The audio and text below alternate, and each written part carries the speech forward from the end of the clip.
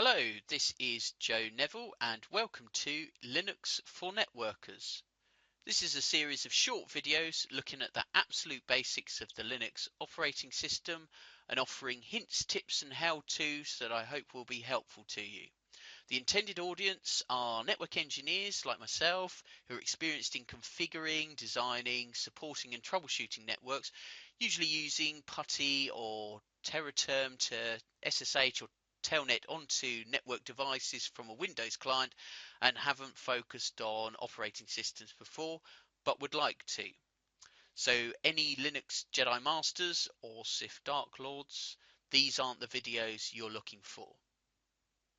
So for the rest of you, why as network engineers should you be interested in Linux? The simple answer is because the whole industry is converging around Linux, whether that's developments in network tooling or automation or the actual operating system running on your network switch. Linux is the go-to OS. Also, as I'm sure you're aware, in this industry, it's really important to don't be a dinosaur. You need to keep your skills up to date and fresh, and that makes you more employable. The industry is changing fast and Linux networking is becoming increasingly important, and these skills are in demand. If you're interested in learning more about the DevOps movement, which you might have heard of, or virtualized networking, or network programmability, or container networking, all these really hot topics, learning to be comfortable with Linux is a great place to start. So what's this all about?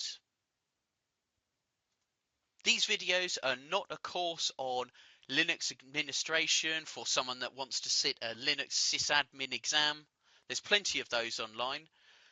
These videos are the basics, they're how-to examples that are quick and dirty to get you up and running and using Linux as fast as possible, even if you're an absolute beginner. I try not to make any assumptions about your previous knowledge.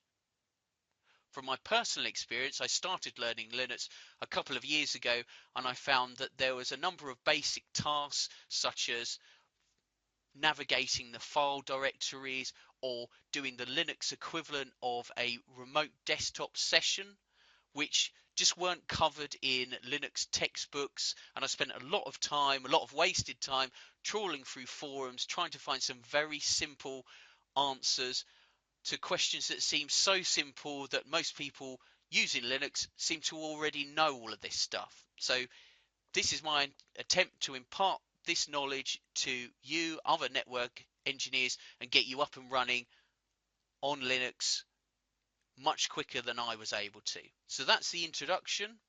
In part 2, we'll be looking at installing Linux.